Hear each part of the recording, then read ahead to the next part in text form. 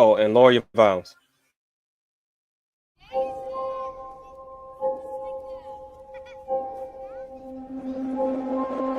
The top of every mountain is the bottom of another. The top of every mountain is the bottom of another. Run for cover, you discover some will thrive and others suffer. Cause the top of every mountain is the bottom of another. Ooh, don't wait, don't hesitate. Better speak the truth, let it resonate and let it detonate and get blown away. Till you keep on rising to a higher place. Can't stop, won't stop. Don't stop coming till we hit the top. Gotta keep pushing till the day I make it. Since they won't give it to me, then I got to take it. The pain today is power tomorrow. Keep on coming, but you'll never catch me running. Cause I won't bow down.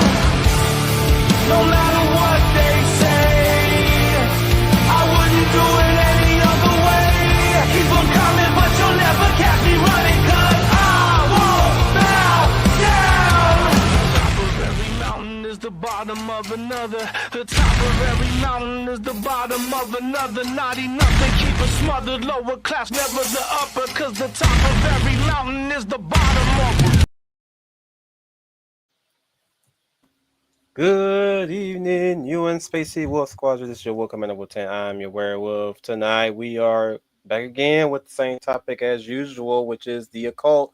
This time we're going to go in more depth. Last time we were kind of fumbling a bit. We were tripping all over ourselves, tripping on each other, even bashing each other with a rock half the time. But this time we got... That's right, Humble. That is a big ouchies. You're next on the introductions. But we're talking about occult stuff from the fiction to the non-fiction to the famous characters of any medium, comic book, movie, video games, books, whatever. We also have tonight's guest, starting with the night editor, Kat Rocha. Hello, everyone. Happy to be here. We have her succulent, her lubricant, her luminary, her illusionary, the ever so infatuated alien in a human suit, J. Cheryl Finney. Why, hello, it is I, J. Ishiro Finney, author, Alien in a Human Suit, and I am reporting for duty for Skull Squadron Vermilion. We Where's my have... Veritech? We're still requisitioning in it. That takes 9 months. We're kind of on a budget. This lockdown has kind of been tedious for us. But moving on. We have the Humbles of writers, Humble Marty. Hello, I'm Humble Marty and I rate things. We have the Warrior of Light, Final Fantasy Fan 12.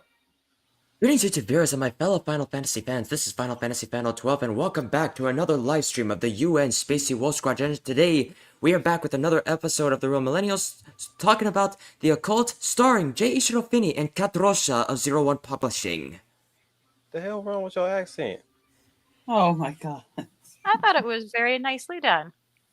I thought it was too. I do too. Sexy. And he still ain't got no girls hanging off of his shoulders. Oh my god. What do you mean, my comrade? You got the hair, you got the eyebrows, you got the singing voice, you got the fair boy. Oh god. If you ain't no elf to these girls at your backwoods, something wrong. No, see, comrade, it is cold in Siberia. They are just here for warmth. Thank you for Anyway, contributing. we have the delectable, the demure, the passionate, and oftentimes compassionate, the sugar mama, lovely lead plus size. Oh, your introductions are getting sophisticated each time. Hello, everyone. This is Lead Plus Size, your lovely Lady of Valor, and welcome to our conversation this evening about the occult. And with our little crew here today, it looks like we're going to have a party. So sit back and enjoy, and I am sure very, very much you're going to enjoy this show. Should be interesting. Better sharpen your blade because it's going to be a murder party tonight. Oh, I promise to be gentle. Just take it easy then. Let's just hope they down enough pain pills as you twist that knife. I will do what I can. Just work your way up to the rib cage. It usually tickles them. Oh boy. Don't ask me how I know that. I just do. Next, we have the legendary, the story crafter, the something something, Hound of the South, Dunnick Pal. Good evening, morning, or afternoon, everyone. This is the Hound of the South, Downing Powell, and welcome to tonight's episode of the Real Millennials. Where tonight we are not only going to continue where we left off last week, dealing with occult detectives and parapsychologists. This time around, we're going to talk about, well, the magic users themselves, the occultists, real and fictional alike. Hope you survive the experience. This Negro did take his happy pills. Look how fast he said that. That's fascinating. And last but not least, he always comes in clutch. He always has my back. He always has that delectable dialogue. We have the Sixth Ranger, Dark Stranger. Man, what the fuck is you talking about? What the fuck was that? I'm sorry. Whoa, whoa, whoa, whoa. What's the matter with you? That was beautiful. Wow. I'm in itches right now. Jesus. Get that page. As we prepare tonight, we will definitely go into the deep stories and my story. We'll start with who wants to go first. Who wants to go first? Who wants to flip a coin? I do, because is this show really called The Real Millennials? Indeed, it's our contrast Yeah, to your okay. pissed off Just for Gen full Xers. disclosure, everyone, I'm not a millennial, nor is my lovely wife. We're of that mysterious generation nobody remembers or likes, Gen X. That's why Yeah, you're we're here the as a old guest. people in the It's room. okay. So if we don't play nice, Everybody's that's why. welcome. Gen X included. Well, don't worry, Well, don't worry, you two. You're not the only Gen Xers here, because Leia is part of the generation as well. Oh, okay. look, Ishi. If they can pal around with a furry, we can pal around with Gen X. Trust me, it's possible. We found a way. We found a way It's for called work. millennials and Gen Xers to actually interact without the Gen Xers getting canceled. Life just Well, Exactly. finds a way. because these people are Yeah, people. They're not, horrible monsters and posers like the other millennials. So, True. Yeah, these are the survivors. mhm, yes. These are the ones that actually yeah, got through intact. yep. And Indeed. same They thing can be survived said Barney for and the Teletubbies, and Eek. did not come yeah, out. Their scars did not destroy them. Nope. I never watched indeed. Teletubbies. I'm thankful for that every day. You probably didn't spend high school high. Oh God. Mm, So Oh, So we're going to talk occult, are we? yes, we Yep. are. yes, we are. But first, we're gonna talk about the real life occult. So we're talking about the whole Yeah. history of it. Well, I was going to say it's kind of an interesting topic to bring up now because we're entering a very strange era. We had spent so much time since the Enlightenment focusing on the material world, and there being an active push from academia and um, I guess the sciences to purely focus on the material world, hard materialism. That the idea that none of that stuff was real, and now science is kind of coming full circle and saying, wait a minute, we screwed up. And realizing that to progress any further, they're going to have to start acknowledging and paying attention to the stuff they would have otherwise relegated to superstition.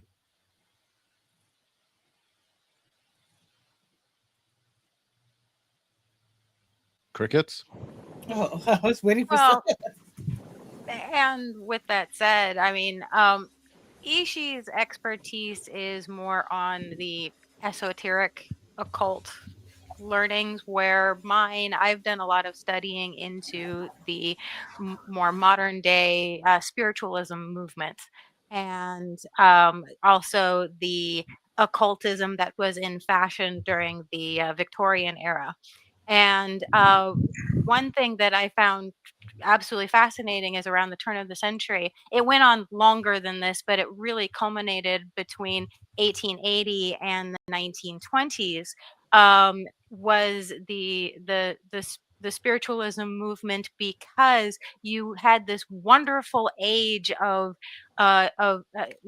dawning of a new enlightenment. You had this huge boom of technology and industrialism. For the first time ever in the history of mankind, a person could speak by voice to somebody in real time across the Atlantic in England. So you had this magic, as it seemed to be for a lot of normal people, of, it's like, wow, that's amazing that you can speak to somebody in real time across the ocean.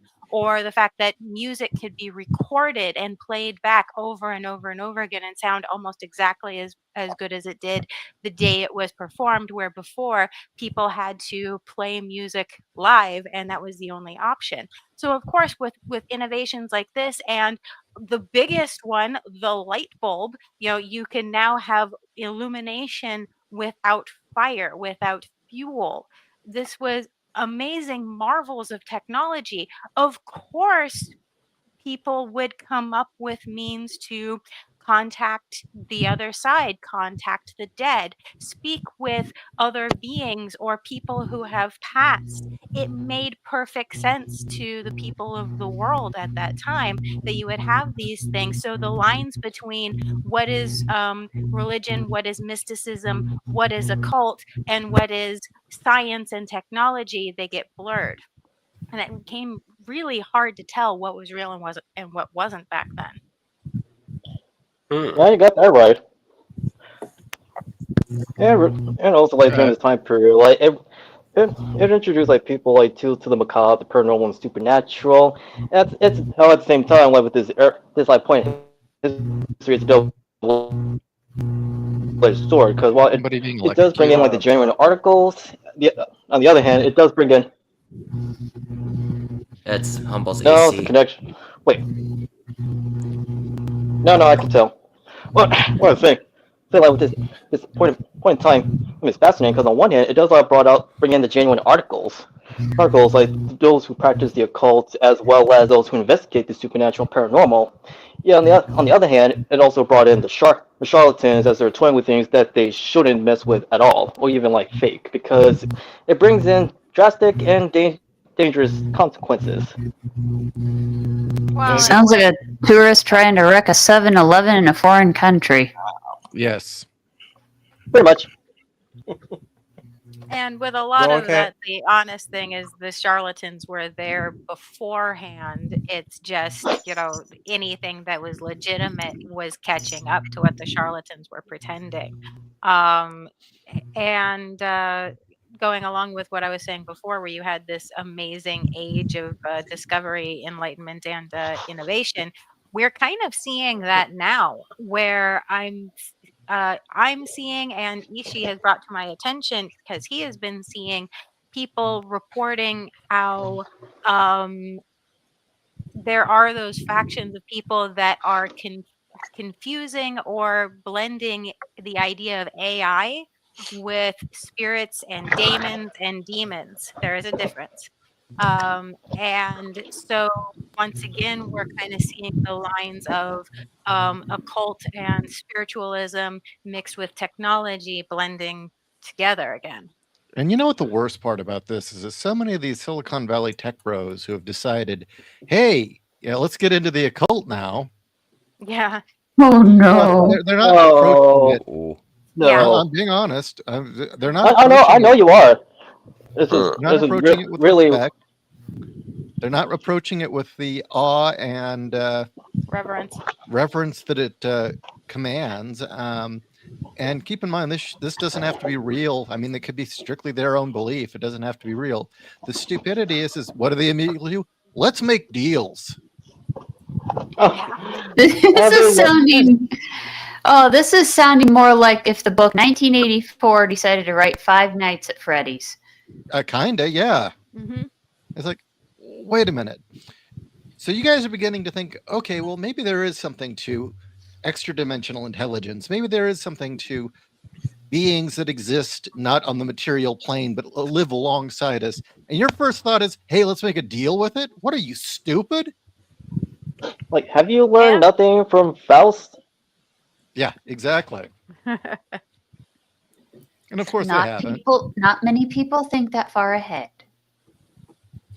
No, they think, oh, I'll be safe. I know what I'm doing. It's like, no, I'm you don't. smart. Yeah, I'm smart. Like, no, you don't. Yeah, yeah. I don't know people who do practice like real life magic or even investigate the paranormal and supernatural.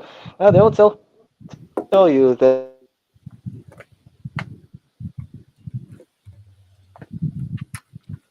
He Oh, Oh, died. crud. did we I lose him? think we lost him. I think we lost him for Okay. a yeah, bit. with And the these thing guys. is for full There. disclosure, I'll say I've had encounters. We whether they were just super lucid dreams or not, I honestly can't say. Whether it just night terrors or not, I can't say. I've had encounters, and I'll tell you the one thing I have never done is I never said, "Hey, let's invite this stuff in." No, they came to me. Okay, and that's it's like the idea of inviting this stuff into your life. Hey, okay, your funeral, dude. Yeah, sounds like saying, yeah, you talk about telling me that you want a demon in your house without telling me you want a demon in your house when you want to do that.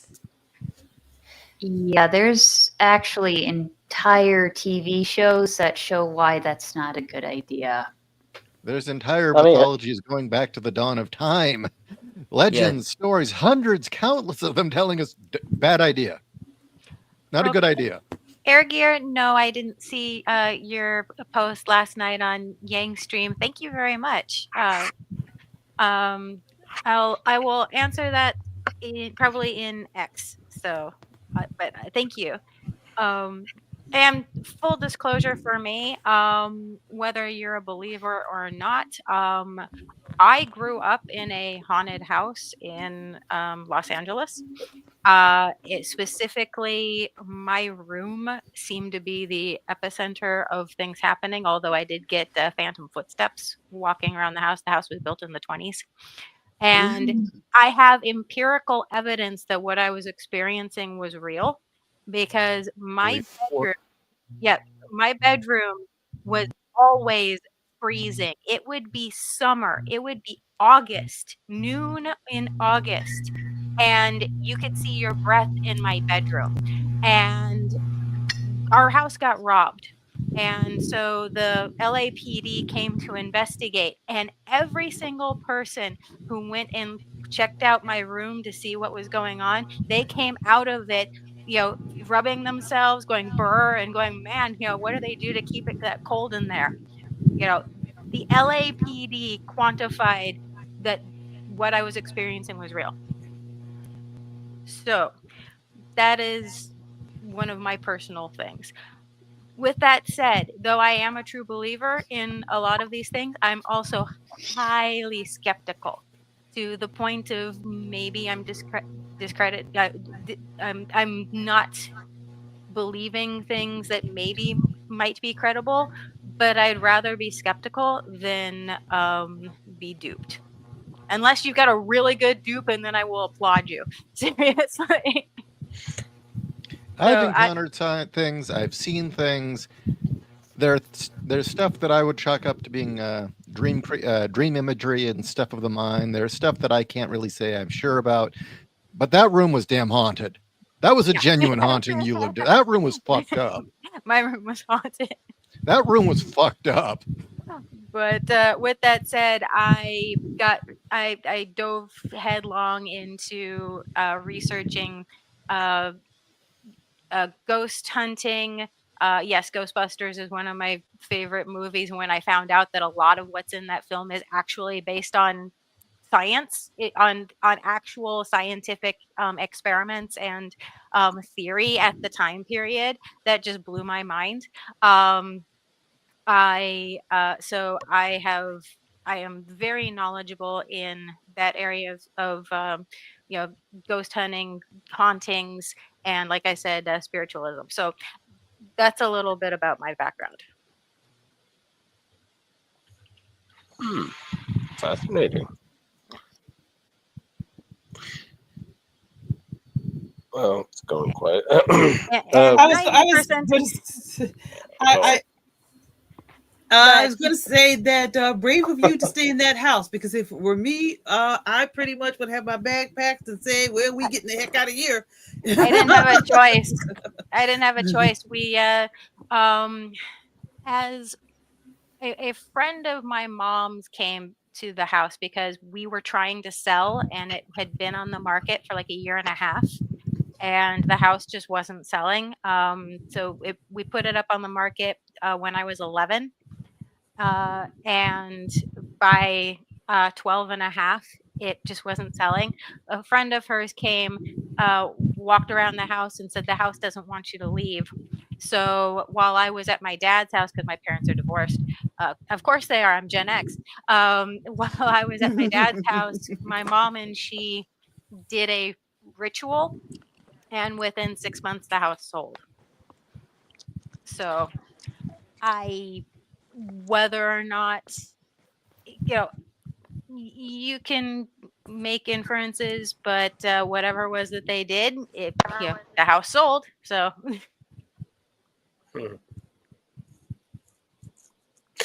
Fascinating, fascinating story to hear. I'm afraid this portion of the conversation, I don't have too much to contribute. Most of my occult will just have to be between stories, books, movies that have this particular element in it. So when we get to that proportion of our stream, maybe I'll be able to tell you more. But I'm sorry, I don't have these great stories that you Don't guys be have. sorry. that's okay. Encounters. Plus, I grew up in a Christian household, so spirits and other demons were banned from. What sounds like a heart? Yeah, who's what the? Hmm?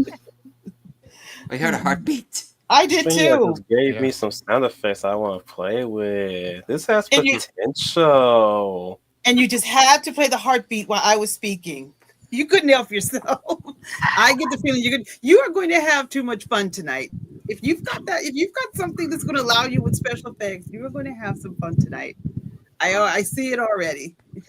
We're lucky he doesn't make more sound effects by hand. That is a very big power to deal with.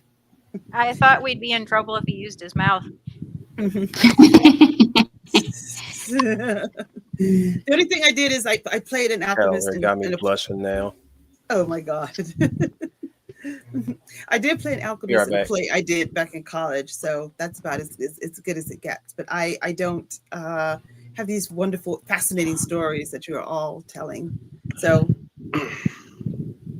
continue, please, for the guest or anyone If else. I may, if that's Right. all right. No, go ahead, Since Doc. there was talk about esoteric, old style studies on ancient mythologies, occultisms, and stuff, and modern stuff, uh, parapsychology, and I believe that's more of the technical term. And the topic of charlatans, I guess I want to ask the big thing. Probably something you've already been asked multiple times and answered, but just for extra clarity and go off wherever you want to with it. A lot of people like to wonder when it comes to occult or even people using religions as occults, Christianity and stuff, with politics. Granted, he was a commie and a sick bastard, but he was still a man of faith, according to his records. Jim Jones, Jonestown, blah blah blah. Mhm. And then you go back to like Aleister Crowley, even Rasputin, who, um, you know, icky stuff there. And you go further back and you find the records, you do the history, even the church has done things, or various branches of the church. How much it would you say is real, and how much is just somebody using their own idea of trying to explain things and then just using it to manipulate and control people for their own gain? Mm,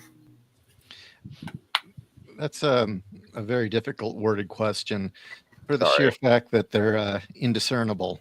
Um, One of the things, if you we were going to talk fiction later, one of my favorite films to deal with the subject matter is Lord of Illusion by Clive Barker.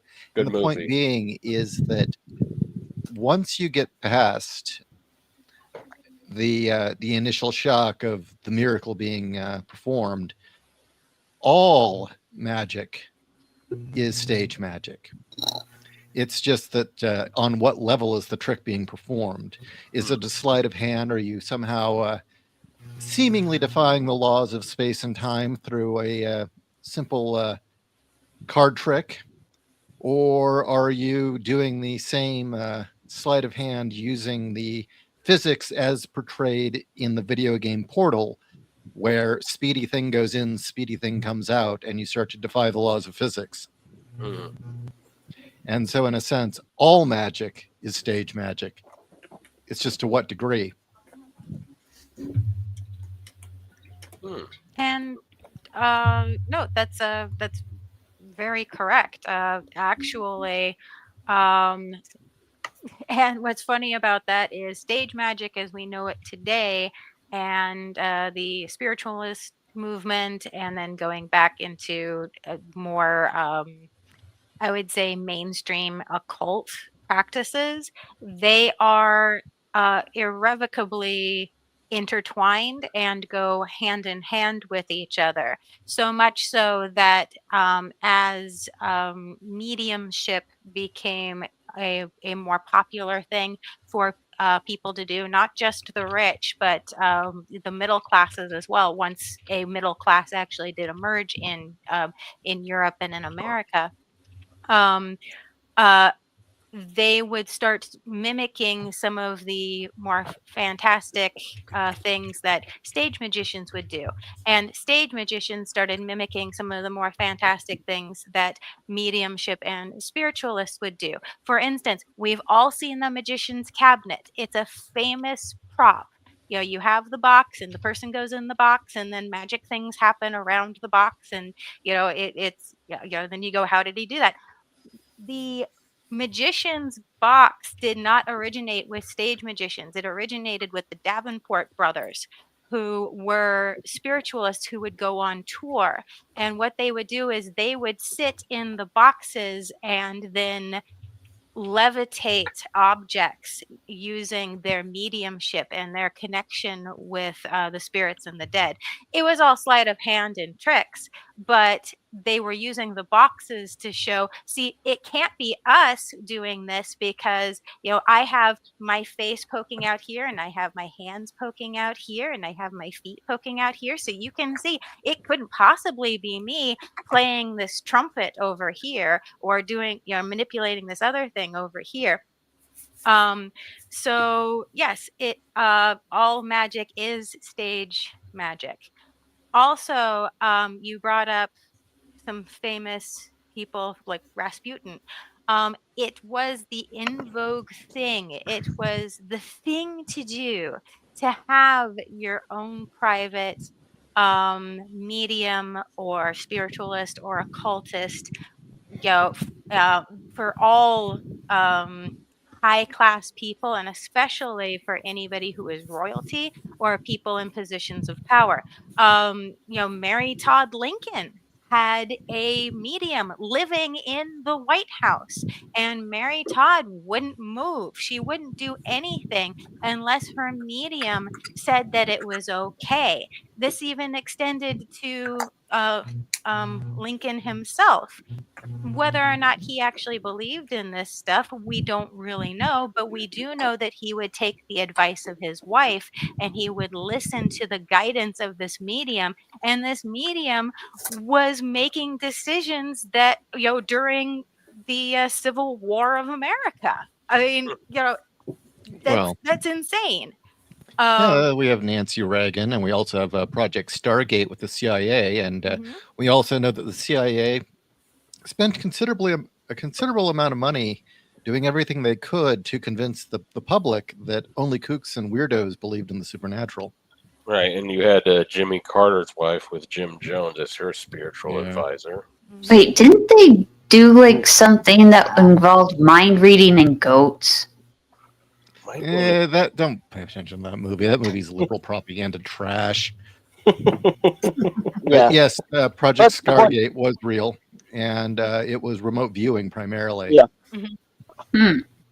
Oh yeah. Which is strange because if you But look this at goes. remote viewing, the idea that you could have out of body or even just ESP based intelligence and espionage, spies, did not start with the U.S. government. In fact, the court astronomer John Dee of Queen Elizabeth, Mhm. um, the first, who also wrote extensively about using astral travel and ESP for the use of intelligence gathering and spying. He Yep. also was the one who supposedly gave us the angelic language of Enochian, which had been related to him by unearthly beings. Hmm. Well, since Hmm. we veering on the topic of shysters and malcontents and frauds, how about y'all get into Hucksters. the Warrens? Okay, okay. I have one thing on the Warrens, and that is if you've got the time, go find online later after the show. If you see if it's still on YouTube, go find the phone message a drunk Ed Warren left James Randi, Yes. swearing up and down that he was going to drive out there and kick James Randi's ass. It's Yeah, hilarious. it is hilarious. Okay. Do you want the short version, the Give us. the general version, or the essay answer on the Give it Warrens? to us all. Give it all. Okay. Unfiltered. Yes. Yes. Okay. Now, Unfiltered, unabridged. I am going. Well, first, I'm going to say this: if you enjoy the Conjuring movies and all of those things, enjoy them. Please enjoy them. And I say that because that is the best representation of the Warrens you could possibly hope for. I actually like those people in those movies If you, because in they fact, don't exist. yeah, yeah, if you just regard it as purely fictional with fictional characters, with fictional decent people doing fictional decent things, Yeah. go for it. That is the way it should be enjoyed. Yes. But if you really are attached to the idea of the real Warrens, you're not going to like this. No, you're not gonna like me, and I'm sorry for all of those people out there who like the Warrens. Um, okay, I'm going to preface this by saying there are those that came into contact with the Warrens who swear up and down that the Warrens did indeed help them with their problems, People said the and same thing about Jim Jones. exactly. And you know what? I'm not going to discount those people if they came away feeling better and feeling like they were indeed helped. Good for them. I am happy for them. But they are the outliers because most people who come in contact with the Warrens were either disappointed or were harmed worse than where they were beforehand. And for the most for starters, let me get a couple of things out of the way to show how much the Warrens are shysters. The big thing is that Ed is supposed to have been ordained by the Catholic Church for doing exorcisms, that he is the only person on the planet that has been ordained by the Catholic Church to perform exorcisms who is not a priest. There is a debunker. His name, I think it's Side Eye Guy. If it's not him, it's Beardo. I know that's what their online names are. I'm sorry, I don't know what their real names are, but it's one of those two. And they actually wrote to the Vatican. They didn't write to their local diocese. They wrote to the Vatican directly and asked, you know, can you tell us about the cases that Ed Warren worked for you. And they got back a response within the week saying, what are you talking about? And what are these cases? So he linked to them all of the information on the Warrens and who they were and what they worked on, and specifically the cases where, Ed was supposedly doing exorcisms. Within 2 days, he got back a message. The Catholic Church and the Vatican has no idea who this person is. We have never given them permission to do these exorcisms. We disavow anything that he has done. Okay, that's scarier than the social experiments I've heard in modern art class. Yeah. So any stories that you hear of Ed performing exorcisms, getting, exorcising the demons, getting rid of the demons, it's bunk, because he was never involved in any way, shape, or form with the Catholic Church. So there's that. It is debatable whether or not Lorraine has visions. I err on the side of she was making it up, but there are those people who say she was absolutely correct in what she was seeing. So who am I to judge on that part? You're the But night editor. That's uh, who. I am You're the more night correct than editor. they are. Yes, and it's just, if Ed's 100% lying on something so serious as being able to exorcise demons, you can bet Lorraine is lying too. There were tons of accounts of people writing to them saying, my house is haunted, I have demons, I need your assistance, I've gone to my local church and they won't do anything, please come and check this out, and them being ignored, or them basically being told, we're too busy, sorry, too bad, so sad, maybe contact us another time. They've had there are other instances where people wrote to the Warrens saying, hey, we think we have a demon in our house. The Warrens would come out, they'd start their investigation, and within a day or two, if they didn't think that it was something that they could go to the presses with and say, we're doing this wonderful investigation, they would leave. There are other accounts where they would come and do an investigation, they would start that process, and then something bigger would happen down the street, specifically the Amityville haunting, and they'd go down there instead and completely abandon people. So there are hundreds of these accounts of them treating people like dirt and basically grifting off of them, and they'd only go to the cases that they thought that they could make some sort of money or would build their celebrity. When they went to England to do to do a tour in England, they went to 30 East Drive. 30 East Drive is the reportedly the most haunted house in all of England. Now, I'm not talking castles or ancient ruins. I mean like modern houses. 30 East Drive is one of the most haunted places. If you are familiar at all with stories of haunting, stories of possession, stories of poltergeists specifically, it's the one where you have pictures of children supposedly being thrown up in the air by the poltergeist. Really, it's obvious they're jumping on the bed. But I told you, I'm a skeptic. But people to this day believe that that place is still haunted, and investigations happen to this day. You can even rent a night at 30 East Drive for about $1,000 American, where you can do your own paranormal investigation in that house. The Warrens showed up when the big story hit, because this all happened in the 70s. They basically showed up, got their pictures taken to say, hi, yeah, we're the Warrens, we're here. And then they left. But now it's in the history books. Oh, even the Warrens investigated 30 East Drive. That's how you know it's serious. No, they didn't. They just showed up to get their picture taken.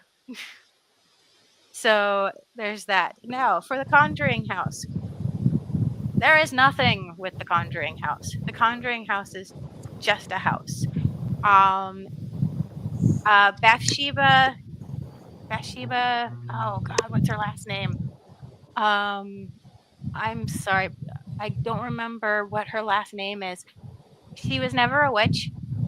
She wasn't even a person of ill repute or an evil person in the town. In fact, town records have it that she was a very goodly woman, a very, a kind woman who loved her children and raised them and was faithful to her husband and was a very good Christian woman. But because she has an odd name, the Warrens picked it out of um uh the graveyard and said, "Oh, she was a witch," and besmirched her name so much so that it only recently did the town put back up her headstone because it had been destroyed by people thinking that she was a witch. The town is pissed at the Warrens for what they did, besmirching Bathsheba's name. So, and the Warrens don't care. They just, they got their, like, oh, we investigated a haunted house, and then they moved on. And Did then you it, investigate though? Or did you just go there just to say hi?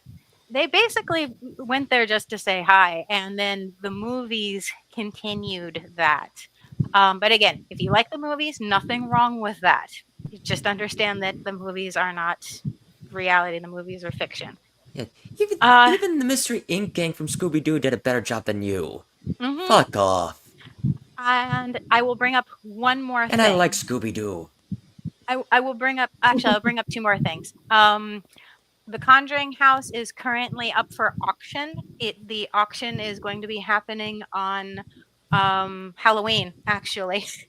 And that's Oh, because the current woman who owns the place, she wasn't paying her bills.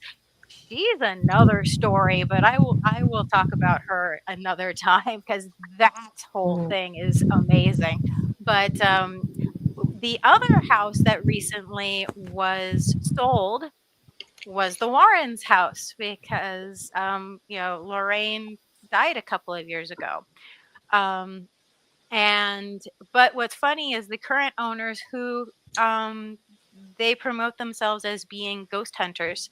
They don't own the Warrens Museum. Now, if you don't know about the Warrens Museum, it is world famous. They say it's in the basement. It's not in the basement. It's in the barn, and they made a tunnel getting to it, so it kind of locks you out of the real world and puts you in the mindset of, "Ooh, you're going to go to see something spooky and scary by going through this tunnel." And the museum is where a lot of the artifacts from their investigations are locked away because each one of these artifacts has a demon possessing it, including the player's handbook for Dungeons and Dragons. hmm. Wait, which edition? Second, no, first edition. First, first edition. Wow, way back Well, early days. D. AD&D. So yeah, Okay, so early days D&D. My God. but that is where Annabelle is, and Ah, Annabelle is America's favorite haunted doll. And Annabelle is, but second is Robert. But I will talk about Robert another time. Oh, And Annabelle is mostly famous because of the movies, but what a lot of people don't know is Annabelle is a Raggedy Ann doll. But you can't have a Raggedy Ann doll because that's copyright. So, hmm. but I was the going to thing, throw out the air quotes. yeah, air quotes.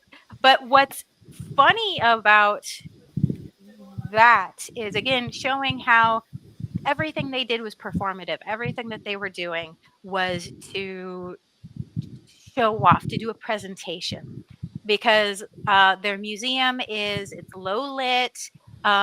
They've got candles. They've got so much bric-a-brac around. Look it up. The pictures are amazing. How much stuff they have just shoved into this little place. And if you were to go to the museum, you're only allowed X amount of time to look around. So you don't really get enough time to really see what all they have down there.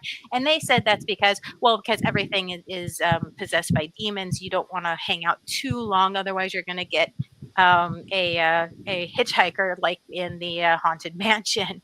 Um, but Annabelle is specifically in a box. Now, her little shrine, I guess you would call it, has changed over the years.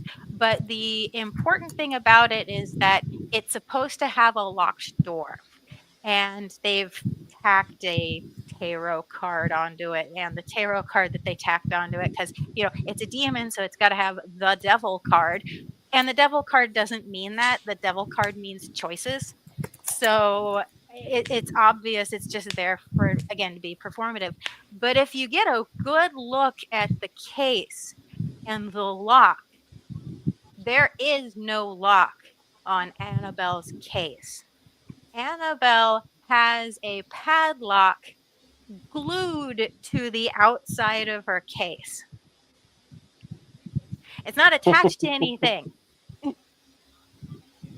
And that's so that it's easy for them to get in and out and to dust her off. But it's all a show. It's all performative. Man, they just So don't want people to know that they're hoarders. actually, supposedly their house was okay. I haven't seen pictures of what their house looked like while they were living there. Um, only what it looks like now, because I watched the current owners do a tour of the house now. And all of their stuff is taken out. So, who knows? But that's the other thing, though. If you hear anybody say, "Oh, the house itself is haunted," instantly they are fakers and they are lying. Because even if you were to believe what the Warrens said, that they really did do battle with demons, that they really did, do these things, that they really did have a barn slash basement filled with artifacts that were possessed by demons, they never, ever said that their house itself had evil spirits in it. They were very adamant about that they had cleansed the area of their house and that their house was clean and that it was safe to be in their house. And that's why they had the museum elsewhere on the property away from their house to keep the unclean and the clean separate. So anybody now who says, "Oh, the house is haunted," no, they're lying. And I say that because that's what the current owners are claiming. The current owners are claiming that the Warrens' house is haunted. Hmm. So I just was talking a lot there. The I mean, Warrens sound more like social media influencers. For their time, yes, actually, they were on the same level as Levansky. They were definitely on the same level as Rasputin. They were on. They were social butterflies, exactly. Yeah, it's funny you say the house and the barn is where all the bad stuff quotations is, and so only my mind goes to the end of that Martin Sheen movie with Voodoo, The Believers, where at the end he's at the farm with his son, and then they go to the barn, and the new lady, because of all the voodoo stuff getting into her head, went crazy. She's killed all the animals and made like this little pile of them. Oof, creepy.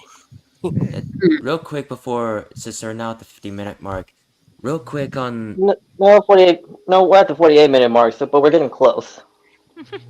let them wait, talk. real quick on this may be far out of left field, but because it's really just a rumor. I do want to hear your opinion about with the whole chandelier crash that happened at the Opera House, which then people went in to investigate to see what's going on and find the underground lake, which that became the inspiration for Gaston Leroux's The Phantom of the Opera. I do like to hear your thoughts on that if you heard everything about that story. I have not. So chandelier crash at the Opera House. Yeah, because that became like the whole big thing about the Phantom of the Opera. It's a big thing about the whole story. This is in the 1800s. Yeah, because the book was written at that time, and it might have happened at the 1800s. I can't remember which opera Uh, house it was at. n- uh, let's see, Chandelier Crash, Phantom of the Opera, 1925. Nope, that's Lon Chaney. Uh, if this is in France, right? Yes. Okay, no, that is that's I know what you're talking about. If it's the instance that I believe it is, um, you have to understand that France is built on top of miles upon miles upon miles upon miles upon miles of catacombs. What happened was um, they had this. Long story short, people were mining for the minerals that are underneath Paris, and um, there was no such thing as staking a claim. There was no such thing as, well, I own the house above, so I own the land below. People were just digging wherever they wanted to dig in order to get the minerals, and that's why Paris has these tunnels all throughout it. These tunnels go absolutely in all sorts of different directions. They don't make sense because it's people just digging wherever they thought might have good minerals to get. They run into the sewer systems. They run in all sorts of weird directions, and to this day, even with modern technology, they have not been able to map out these catacombs. There's a small portion of them that we've been able to map out, but it's like a 20th of how many tunnels there are. And that's what happened is the ground underneath the opera house was so thin that the weight of this gigantic chandelier was so heavy that it fell through into those catacombs. Hmm. So yeah. And yeah, of course, that's going to spark the romanticism of this idea of, well, what if somebody is living down there? Because there were people living down there. In fact, there are the tunnels that we know about today. There are markings on those tunnels of people going back over 100 years, marking out which direction leads where, and it's the vagabonds that were down there. In fact, a horrifying video I watched. And you can look this up on YouTube. It's available if you really want to. There is an explorer, an urban explorer, who went down there. It's illegal to be in the catacombs, by the way. They don't want you down there. But he broke in and he got lost, and they've only found his video. Huh. Yeah, the video is horrifying to watch, actually, because it's Imagine. Sounds like a script for a motion picture. yeah. I think they What did could have make a happened? movie on that. Then, well, not that, but some group of people deciding to map out the catacombs, and apparently we had monsters in it. I forget the movie, but it's like 2010s. I can One only of those remember it dumb things. as above, so below. I think that was it. They were no, it was a found footage film where this girl was just going through these lost ruins or catacombs just to debunk or at least like find some type of relic of sorts. And she, along with her cameraman and a few friends that no, not a few friends, a Yeah, few it was as people, above, so below. It was the yeah, French catacombs. they went through the French catacombs to look for something. And they get into all heaps of trouble during that visit. Me and the wife saw that in the theaters. I was not that impressed with it, Mm. mostly because I was getting sick and tired of the found footage. My tap out was the pyramid. Oh yeah. Yeah, that wasn't. I saw that one day. Thought it was going to be pretty good. I didn't think it was that great. Well, I thought nothing of the pyramid. I just watched it and saw for what it was. But Hmm. man, I left the theater pissed off for some reason. That and but the second one I watched, one of the second ones that I watched was found footage was Troll Hunter. Really love Troll Hunter. Yeah, Troll Hunter was awesome. Didn't I recommend that to you, Ishi? I believe you did. Yeah. So you guys should check out Troll Hunter. That way how they did the effects on that film was really good, especially with the trolls. That and we're gonna veer off the topic if I keep going, but there's some other things. Real off the cuff before we move on to anything. So you guys know I'm advertising myself right now. You guys know that every once in a while, or at least every May event, we talk about Macross. Since Janelle, the meat goddess, has taken her leave, our last outing was Mospita. Was hoping to get you on that one, Ishi. But Ishi, next Yes. year, May, Okay. Macross Plus. How about it? Sure. Hell yeah, dude. He said yeah. Just want to throw that out there. Moving on to our fictionalized occultism. So, who wants to take this? Who wants to lead it off, actually? Uh, I got a good one. Go on, Humble. Ed and Ed and Eddie made the best seance charlatans in one of their episodes. Oh man, yeah. How can anyone forget that episode? Yeah, a bunch of 12-year-olds decided to fake a seance. They had Ed handle the muscle work. Double D always handled the tricky stuff with the special effects, and Eddie was supposed to be the charisma. He is also 100% greedy. Oh yeah. However, there was one time in Ed and Eddie where like the actual supernatural occurrence like did happen. Like one with Ed, he pretty much like casted a spell which summoned a lot of crows like at the construction lot. True. Though my favorite one Ed when Double D gave Ed this realistic cosplay and it made Ed believe he was a real monster. Oh yeah, the day the Ed stood still. That remains one of my favorite episodes of Ed and Eddie.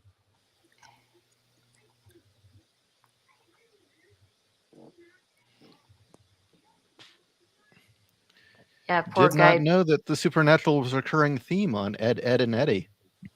Well, if we're talking about, oh, I didn't interrupt Humble. If we're talking about Another supernatural, show where I watched the opening and changed channel afterwards. Continue, Leia. Sorry to cut into you. I just had to throw that out there. well, that's okay. I said, so Humble brought up about the supernatural and the cult and the otherly world in particular animation. My favorite around this time of year, I used to, oh, they're not as good as they used to be, but I always looked forward to The Simpsons Treehouse of Horror. And my all-time favorite Treehouse of Horror episode is when Bart accidentally, by a spell, raises the zombies and they invade Springfield. Funny at the same time, and just hilarious take on the zombie movie genre, filling every trope you could possibly imagine. That's just me. I like that it's sprinkled with a little humor. I guess Snowball 15 or whatever cat died for Lisa, and Bart decided he would try to raise it. And then by accident, the zombies come to life, and it's up to the Simpsons to save the day. And I love how Homer got his shotgun and just started shooting anything in sight. I love it when they made Homer smart. Yeah, that remains like one of my favorite episodes of not just like early Simpsons, but also Yes. early Treehouse of Horror. Yeah, the Treehouse of Horrors were Flanders good. was a zombie? Yeah. Yeah. yeah. yeah. No. Dad, you shot the zombie Flanders. Flanders was a zombie? Zombie. Yes. Yes. And he's like, do the Sismobile, and he's on the street, bang, bang, bang. Homer was just shooting everybody. I'm like, go, Homer. And in the schools, he's like, I eat love that lead, one Shakespeare. scene. I love that one scene where he's like practicing like a ninja. And he's like taking out like snakes standees. I always love that scene. I was like, that's one thing I always hate about modern Simpsons is that they forget all of Homer's feats Yeah. that the show allows him to have, like wielding Well, a chopper with like it's a sword. And they did like their parody of Death Note. Yeah, period of Death Note. Yeah, they did a Simpsons anime, and Lisa got the Death Note. Only I caveat remember was that. they couldn't use the same death, so every scene, all the victims got Final Destination. Man. Pretty much. Oh, That's yes, why yes. that's a bad idea. Absolute favorite Treehouse of Horror episode of The Simpsons is the Shining parody. That was actually the very first Treehouse of Horror Oh, episode that I'd ever yeah. seen. That one, I was laughing my butt off when it got to the here's Johnny moment with Homer and he got to the wrong room before he finally got to the right room on the third time's a charm. Yeah, oh, that one is you're so right. For that is a classic, and I like what each room he kept going to. He kept naming all of these late night hosts. It's like here's Johnny Carson, David Letterman. Letterman. Yeah, Oh wait, Grandpa Simpson was here after all, even though they forgot him at the gas station. I was like, oh wait, he was here after all. yeah. That was a good one, and that's one of their funniest episodes. Yeah, their parody of The Shining and their parody of Bram Stoker's Dracula is another one that's funny. Homer said, "We've got to, in order to free Bart, we've got to kill the." And Mr. Burns was the vampire. Like, kill my boss? Do I dare live the American dream? The American dream. And I thought that was just all the Homer had all the funny lines in those. So a lot of those are kind of my favorite Treehouse of Horror episodes. They were funny parodies, and they made Mr. Burns the the Bram Stoker's Dracula one, the one with Gary Oldman. They Trying to parodied that remember. one. Trying to remember if there was any occult moments in the DCEAU for a I think time. there's plenty. Wouldn't Oh that be yeah, a lot. Constantine? Dr. There's a Spade, there have been. Yeah, Doctor Constantine. Spade. One at a time, guys. Ra's al Ghul. Yeah, he's definitely a cult. He's definitely a cult. The Court of Owls. Constantine, In the does he not comics. deal? Oh, he Yeah, counts. no, he counts, but also Okay. not just an I occultist, but said also as an occult detective. DCAU. The little Hey, come kid on, and his man! weirdo Not cat. that would be Clarion, the Witchfoot creation of Jack Kirby. Mm-hmm. Yeah, let's not forget Oh. my personal favorite DC character, Zatanna. Oh Yes. yeah. Yeah, so essentially, I mean, the Toshi remains like one of my favorite heroes like of the DC universe, not just in animation, but of course from the original source material as well. But interesting, like with her and her dad, Yeah. essentially like they are pretty much part of a subspecies of humanity, like within the Magi, and they're essentially people who have a natural affinity for magic instead of spending like months or years actually gaining magical abilities, but they just have a natural affinity to them.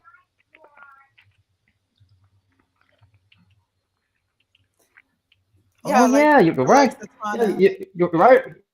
You're right, Ultra Burger, Hitman Wanderer. Yeah, the Golem episode is another good one. Well, the reason I brought up Constantine is because I thought his specialty was spells and hexes, and he deals with the world between the living and the spiritual and the dead. And correct me if I'm wrong, panel, but that's how I'm interpreting him. As I thought that he was like this occultist detective in some sort of ways. I Oh, he suppose. was. He is, yeah. Yeah, He was and also he's one he of is.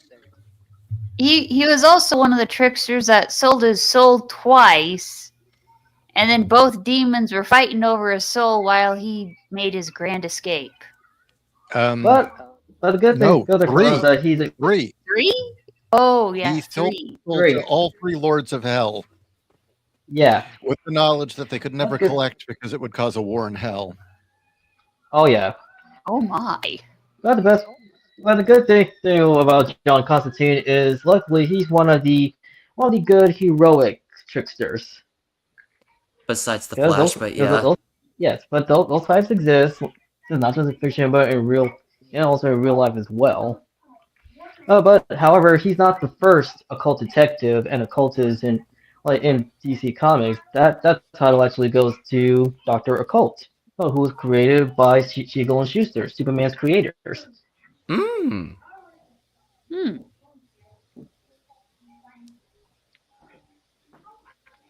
And also, on Once Upon a Time, not like before Superman made his debut, he was popular. Not like in DC when it was once known as National Publications. Yeah, and I correct me if I'm wrong. I think it was also in Action Comics #1 where Superman first appeared, where we also see a mini story of Zatara, who is Zatanna's dad, as we find out. Yep. Yeah,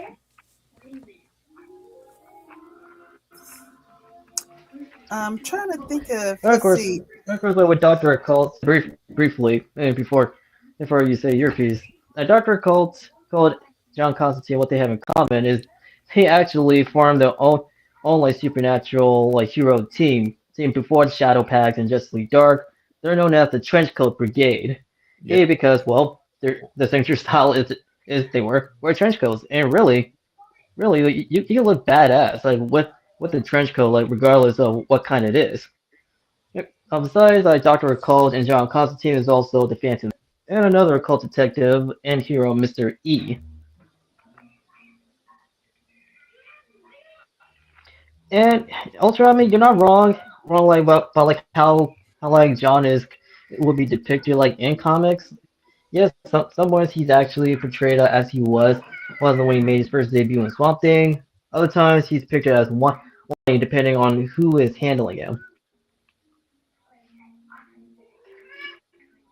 and also one cool note, real quick. One question, Ishi and Kat, was John Constantine one of the biggest inspirations for Case File Arkham? No. Hmm. In fact, I created Case File Arkham when I entered into doing it. I absolutely did not want him to be anything like any of the other occult detectives out there. Um, I specifically did everything I could to make sure he was not like Constantine or Dresden or any of the other number of occult detectives that were popular at the time. And the reason being Hmm.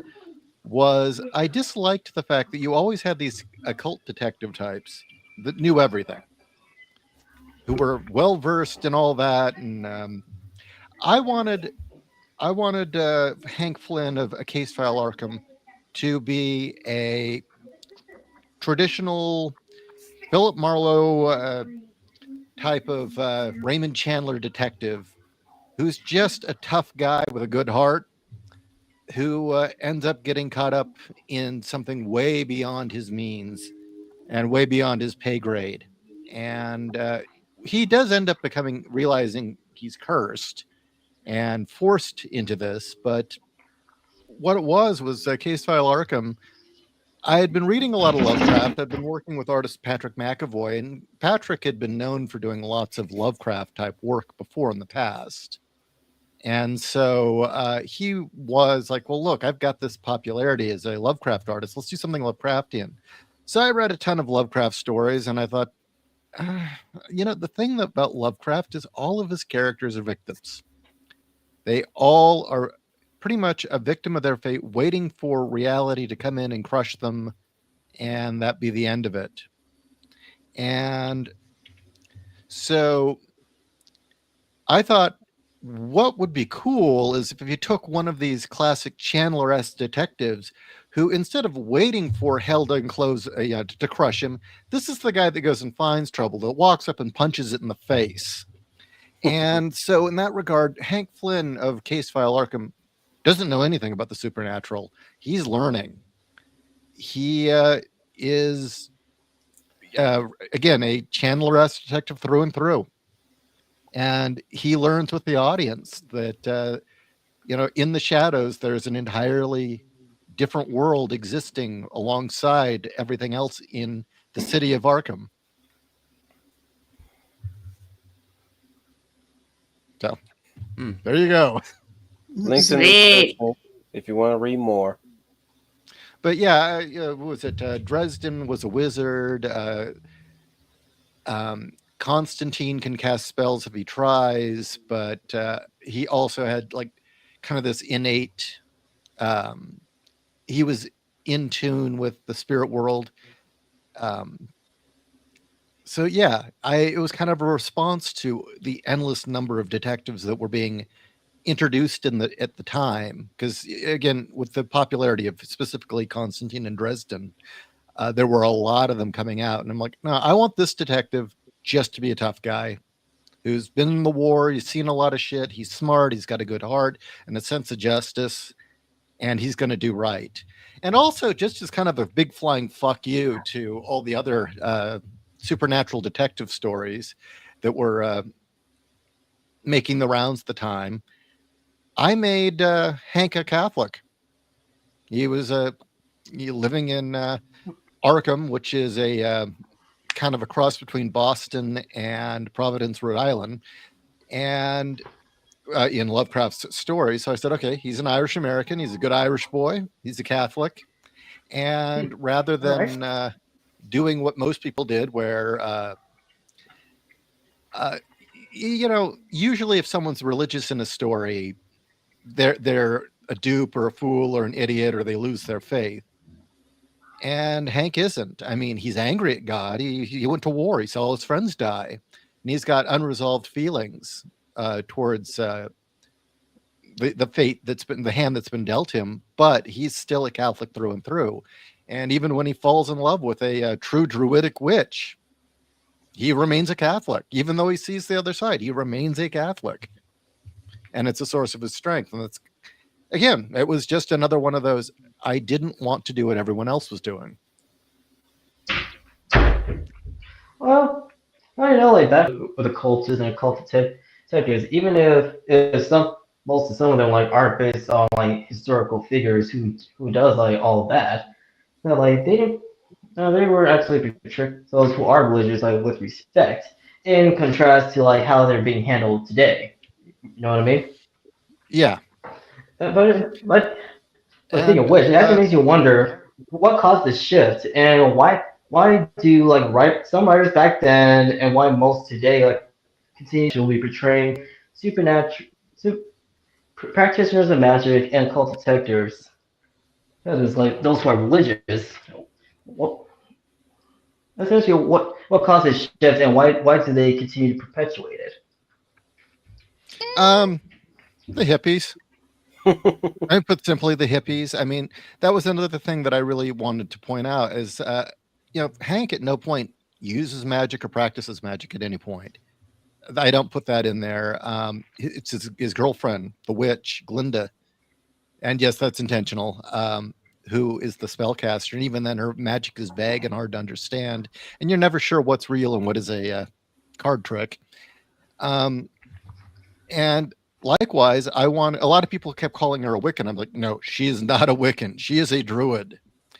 And I make it very clear that the magic she's performing isn't flowery and pretty and flashy. No, it's got that old world, old gods, the beauty and horror of nature attached to what she does. And yes, there's a big difference between druids and Wiccans. Wiccans is a hippie cult. Yeah. They get together, they get drunk, they lose their clothes, they sleep together under the stars, they have a nice party, and then they chant a lot. That's Wiccans. Sounds like the cult of Dionysus Don't when do I any think of about that. it. I was thinking the same thing, Final. That's a lot different than the druids in Irish folklore. Which is what I based Glinda on. Was she is an Irish witch? Oh, from nice. a long lineage of witches, and she was part of a fertility cult, and she left. Wow, nice. Those guys are powerhouses. Oh yeah, and that's actually what I appreciated when I first read Case File Arkham. That you did your research. You started incorporating that into fiction. Yeah, they actually had if I remember right, in the King Kong cartoon from the 2000s, they had a huge mysticism element for their occult element. Mm-hmm. Really? Yeah, one of their main characters was a shamaness, and every time they went to a different continent or different country, they encountered some type of shaman. And the high tech, low life part is the guy found out he could take this one basic DBZ eye gear, activate it, look at some animal, and turn into some giant kaiju.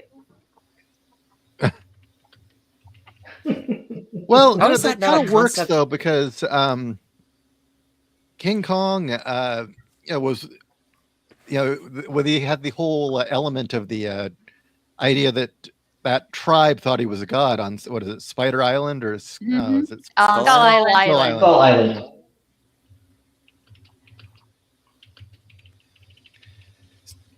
And so that kind of worked because in the original King Kong mythos, to say from the film, there was that whole notion of the lost world, the um, far reaches of the globe where things were still happening that we thought no longer existed. You know, the weird tribe doing sacrifices to this thing they viewed as a god. And so yeah, that works. My favorite parody of that was off of Johnny Bravo. Johnny was a sacrifice, and the giant gorilla, who happened to be female, fell in love with him. I remember that Wow. episode.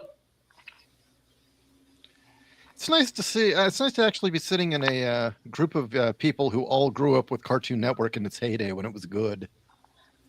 Yeah, but also Nickelodeon as well during its heyday, Toon Disney, Disney Everything Channel, in general Yeah, and yeah, in its Matt. heyday. Yeah, Yeah, yeah, but really mm, sorry. but even like I back in our day, remember. like one Look, at a time. One at a kid, time. Pardon. humble, go. I remember bits and pieces from like both Cartoon Network and Nickelodeon, but most of the time I found out you can get all of the old cartoons because they would eventually switch to the local stations like 8, 12, 15 at like 7 or maybe 6 o'clock in the morning before anyone else got up. And I think that's still going on today. There's one game that I want to get back into, which already has its own remaster, but I also have the 64 version of it, Shadow Man. nice. Nobody's heard of Shadow Man except for Dom. I'm not a Yeah. big gamer. I'm sorry. You'll have Well, to to those who don't know, Shadow Man is the name of a character from Valiant Comics, whose whose character is the titular Shadow Man Jack Boniface. But he's also like a jazz musician. So like by day he's a jazz musician playing the saxophone, but at night he investigates and faces off. But this Shadow Man for the Nintendo 64 onwards is not Jack Boniface, it's his successor. Hmm. Like Blade and Van Helsing.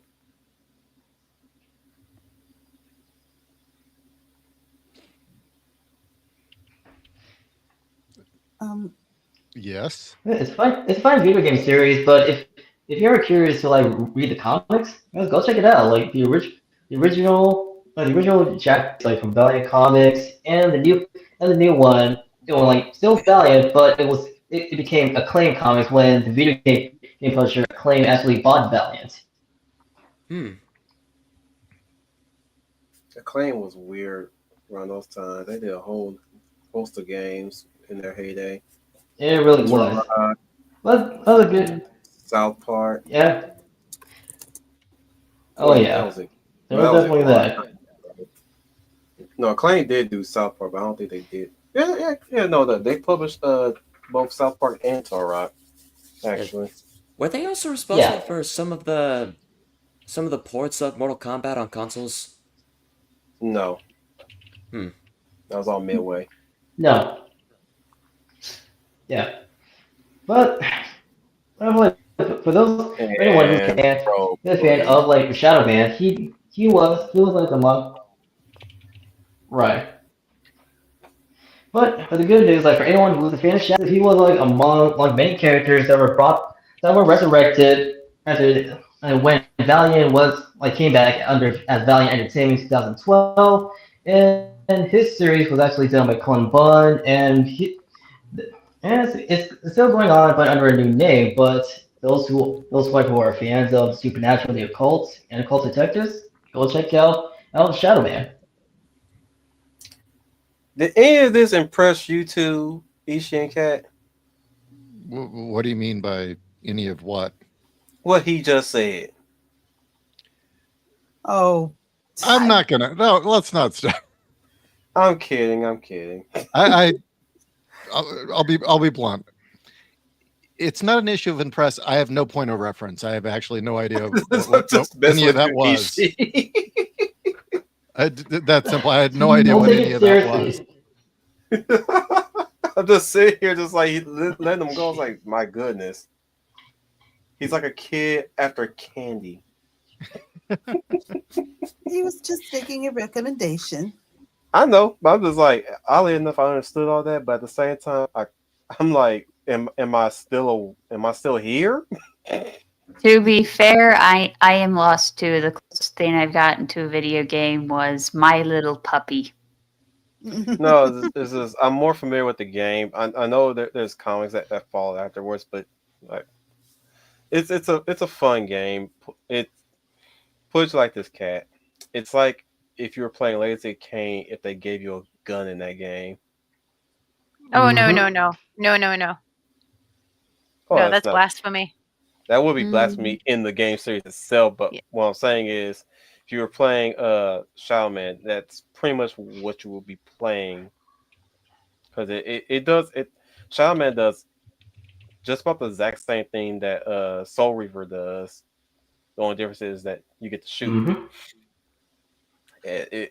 You travel through spectral worlds, solve puzzles, jump, climb, whatever. Speak to a host of characters, But and do you basically, punch kick? Is it all in the mind? hmm? Say I'm again. sorry. He was quoting from Parappa the Rapper. Punch, kick.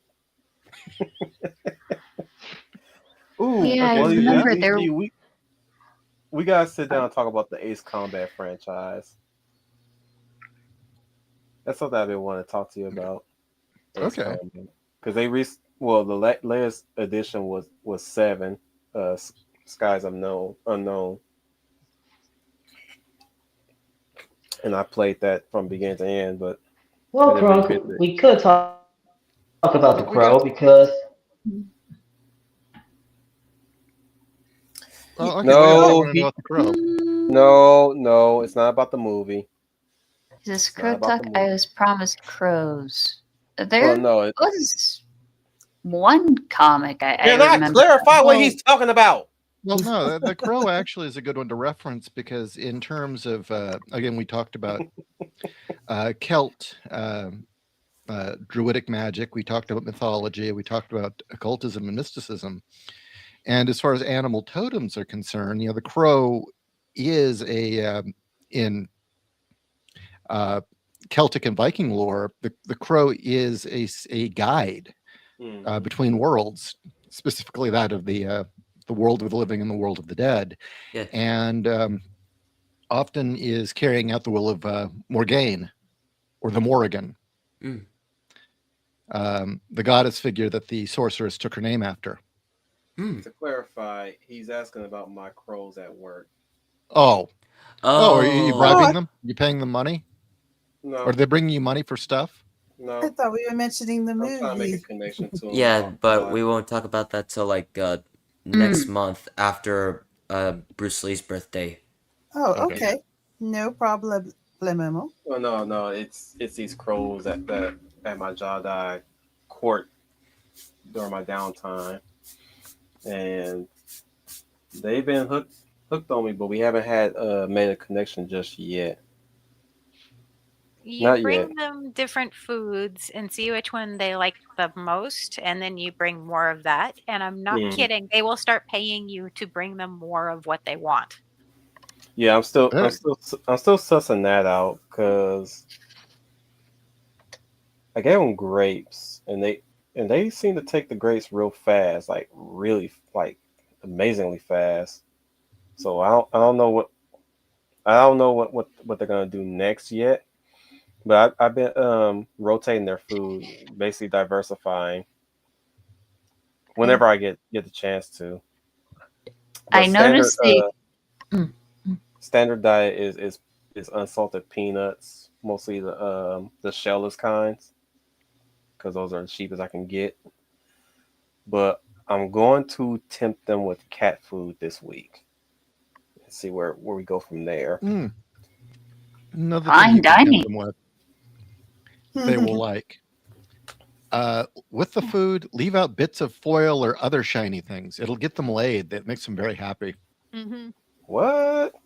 Oh yeah, Hmm. yeah. I just gotta be Crows are discreet about it though. corvids. Go for things that are shiny. So yeah, if you give them like foil or other bits of stuff that's shiny, they will love you. I have to remember that foil. See, I thought you were posting them, Wolf, because you thought maybe some sort of omen or something was coming near you because you saw all of these crows. That's what I was wondering about. You kept posting like, is he scared that this is some sort of message or something, or omen or For signal? those A lot who of are crows probably must not be in the coming by. know, who probably haven't been catching them, I have been posting shorts of my crows or just basically any animal life that I've come in contact with during my hours at work. Now, if you're gonna come in here thinking of more bunny videos, that ship has sailed. That bunny has left the site. The facility is not his place of grazing anymore. He's went to other places to eat. So I don't know Wow. if he I don't know if he's ever gonna come back. Sadly, I miss that guy. We all miss him because he would just come up and just eat grass and hide anywhere. You know, and he's so stealthy that he could be standing in plain sight of you and you wouldn't be able to see him until he moves again. Um, I will get the ducks, but that would have to be next year because they come around during springtime. They're already flown south for the winter. So I if had I thought about posting the ducks on the shorts, I would have recorded them. But for the ducks, I have to wait till next year. But the crows are always going to be there. They one thing I love about my crows is that they just appear when they spot me, and they'll even signal each other when they spot me too. It's like one will see me and they're like bah bah, or they'll call me to get my attention. It's like you brought food, and they'll follow me. You brought food, follow me again. You brought food, and I look at them like y'all wait. I'm busy right now. Y'all gotta wait. Oh gosh. Y'all No gotta wonder. wait. I'm sorry. I know we got a schedule, but I know the schedule's been very inconsistent. But trust me, you're gonna get your food. No wonder they've been coming around. You Yeah, think the first shiny thing they'll fall in love with is the crinkle of a candy wrapper? yeah. Probably have to just throw something silvery on the ground when I feed them. See what they'll do with it. Cause the only one that has like a strong interest in me, I call him Marv, and Oh, you're naming them now. Wow. I've been naming them. Like there's Marv, and then there's Larry, and then there's Curly, and those are the only three that stick around that has a modicum of interest, but the one that has the highest amount of interest in me is Marv. And Marv would just post out and just watch me.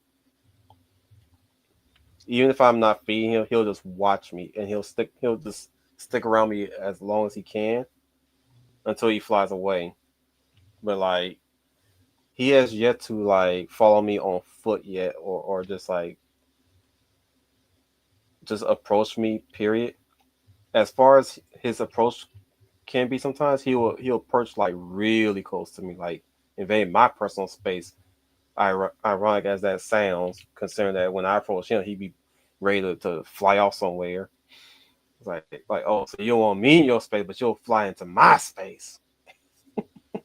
But no, Marv is an odd fellow. He has moments where he'll just stare at you, watch you, and as he flies, he'll perch as close to you as can be as he allows himself to purchase clothes. If we had the original handicap signs, he'll literally perch on one of those near me. Like he'll be right near my head.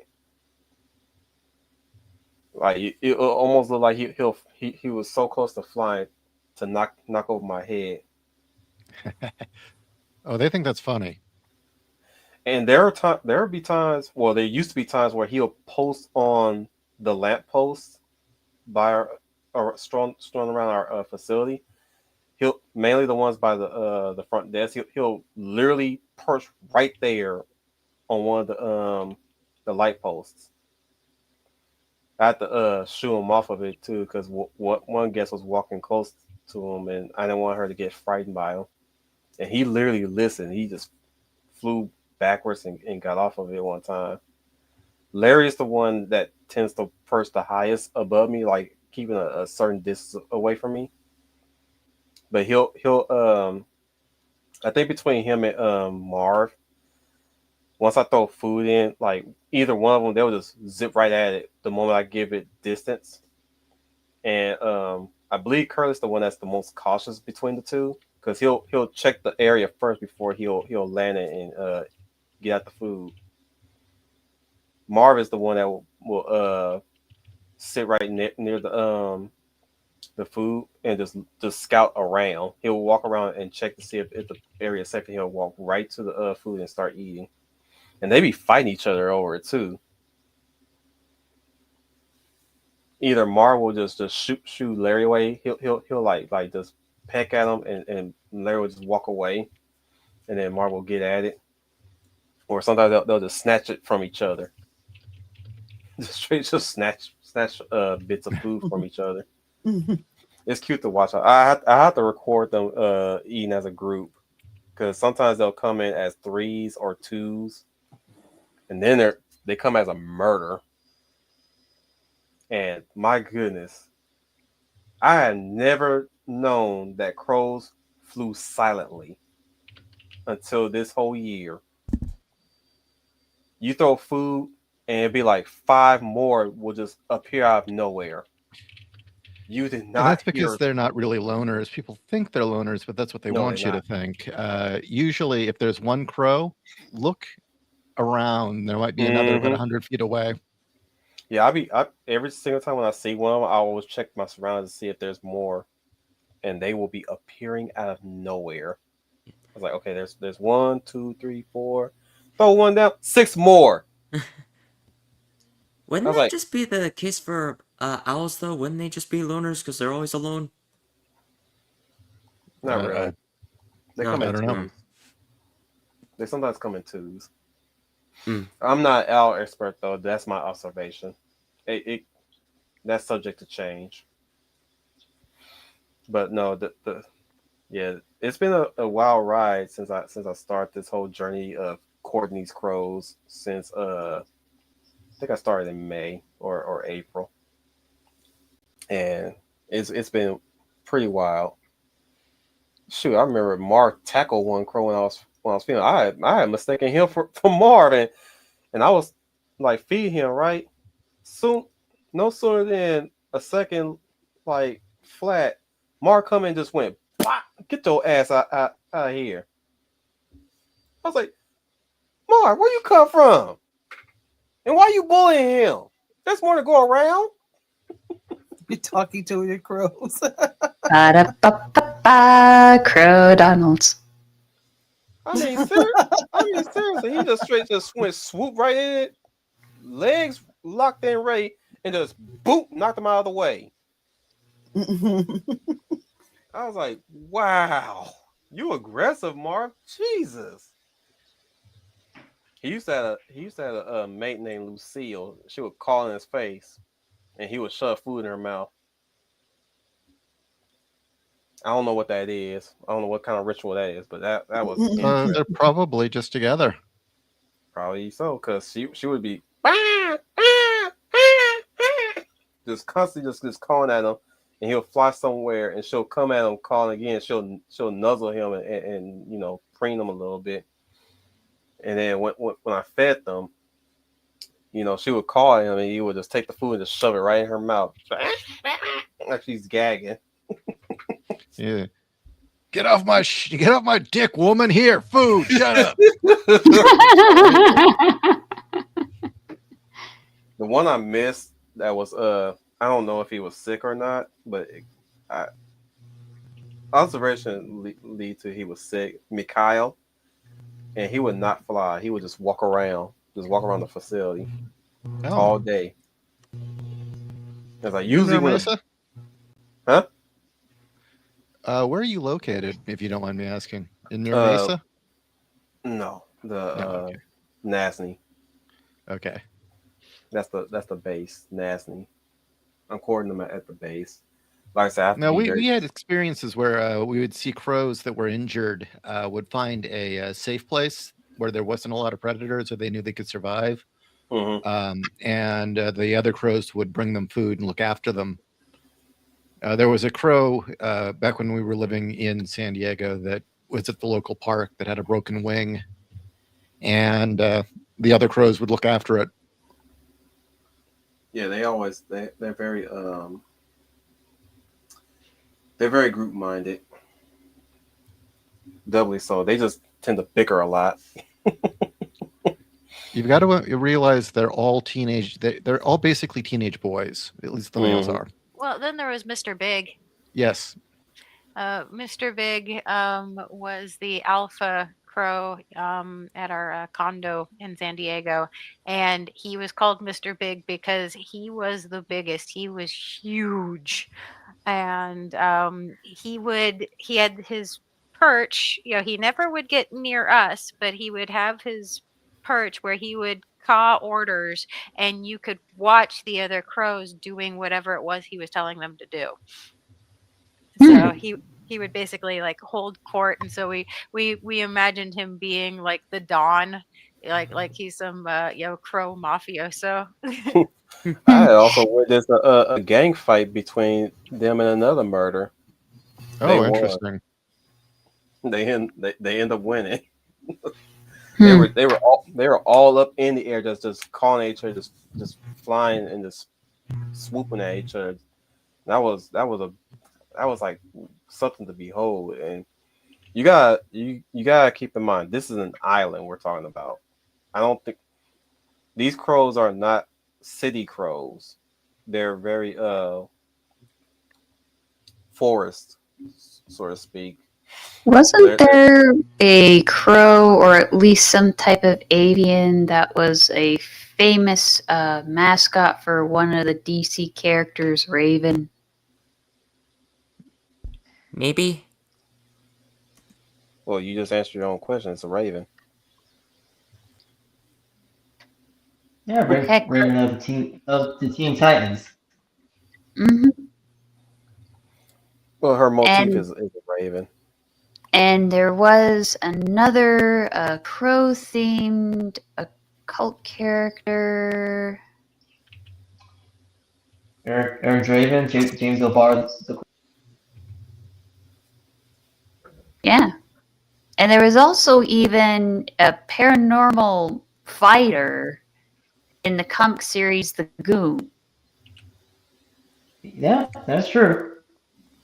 He got stuck in a haunted house once, and he ended up grabbing a set of prayer beads and then found out, hey, I can actually touch you guys. So he beat him up. Well, I keep Yeah, in mind next time. I mean, since time immemorial, like crows among other animals, like, are known to be like heavily associated with the supernatural and paranormal. Now, one thing Mm. that was puzzling me a lot with the crows was the fact that they would leave behind feathers in my areas, and I was wondering Hmm. what that was the case of, because these guys can fly even though they're missing tail feathers. Don't know. Impressively good. I don't know either. I was trying to figure that one out. I was like wait a minute, why is there so many tail feathers or crow feathers in my area? Like, are they harming them? I hope they're not harming themselves just to appease me. No. Again, you've got to imagine them like teenage boys. I mean, these are animals that like to play chickens with, or animal birds that like to play chicken with cars because they find it funny. They'll Maybe I hold was just grudges. They'll play pranks. Really, it's people don't realize how smart they are. yeah. They No, sound like no. a very feathered Beavis and Butthead. Yes, actually, that works. Maybe I was witnessing signs of past battles. Um, what was it that one time you had a crow that kept playing chicken with your car cat? Yeah, I had a crow that kept dive bombing my car, and once I figured out Really? that that's what he was doing, I just kept ignoring him. But so that he continued to dive bomb my car until one day, I guess I was either he mistimed it or I was going a little faster than normal. But he smacked into my windshield, um, but I stopped and immediately got out to make sure he was okay. And all of his buddies were laughing at him. They were all cawing from the trees. And he kind of shook it off and immediately flew away. And it's like, okay, he's fine. We're okay. So I continued on. But he didn't dive bomb my car anymore. But I think because I stopped to check on him, the rest of the crows, they they didn't harass me anymore. They wouldn't. Actually, they stopped bombing my car in other ways. So it's like, okay, I guess I earned their respect. So Well, they're about as Never smart as a 4 or 5-year-old child. If I I think our measure for intelligence needs to be reassessed because here's the thing that's kind of depressing. Yeah, You can say they're about as smart as a 4 or 5-year-old child, but unfortunately, there are crows that have better math scores than high school students. mhm. that is true. And the scary part is the one thing that a child and a crow have in common is that baby locks are neon colored toys. Yeah, Yes, ravens routinely will puzzle solve and get through things like that. Actually, my it's favorite very fascinating watching ravens puzzle solve. Hmm. my favorite thing about the crows is that there are times when they will bury their food or they'll clean up after themselves. I actually got footage of him literally eating his grape and cleaning up after himself and walking away. It's one of interesting. it's one of the stories. He literally will shut like sweep the dirt across. He did it to their tracks one time when I selected a feeding hole for them to eat, which I since stopped feeding them that way because they were far too cautious with that area, and I was testing out where they would prefer to eat to be more safe. But I also had to figure out how to again do it discreetly because I don't know how people feel about me feeding crows on the job. But like I said, I only do it when there's like a slow down time during work hours, and I still continue my work. It's just that step out and just throw food and be done with it. and hope that they'll eat as fast as they can before anybody notices the food is on the ground and have complaints. But they're very quick about it though. They're very discreet to some degree. Oh, they're a lot more Or discreet than people realize. That's why they get away with so much stuff. or it's possible that it's an open secret and nobody gives a damn. They all got their Bit of own both. issues to deal with. All I'm saying Hmm. is only like a few people know that have crow friends around. A few of my coworkers. It's like, hey, there's my friend right there. And he just he'll they'll, they'll perch on anything. They'll perch on the building edges. Like even in the morning, they'll just right there. It's like, oh, he's here. Or they'll just like just hey, how's it going? Do you bring food? We need food today. Mostly Marv. Marv will be the first thing I'll spot, and he'll spot me. And then Larry comes up, and then Curly, and then four others. It's like, well, if this all works well, I hope I don't scare everybody here. They're going to bring you money eventually. I don't know about all that, Ishii. I'm hoping for a railroad spike or something. Everybody expecting money. I was like, I'm more expecting something more outlandish than money, like maybe a pacifier or a railroad spike or a golf They will ball. bring jewelry. They haven't shoved anything in my pocket yet, or handed it into my hand. They haven't. A lot, as I explained to people, people expect what they're hoping to expect that they might fly and land on my shoulder one day. It's like, no, that's not how that works. They approach you, Hmm. but not like that. No, just walk up to you sometimes, or they'll perch somewhere near and get near you. That's usually the intended effect of once you earn their trust.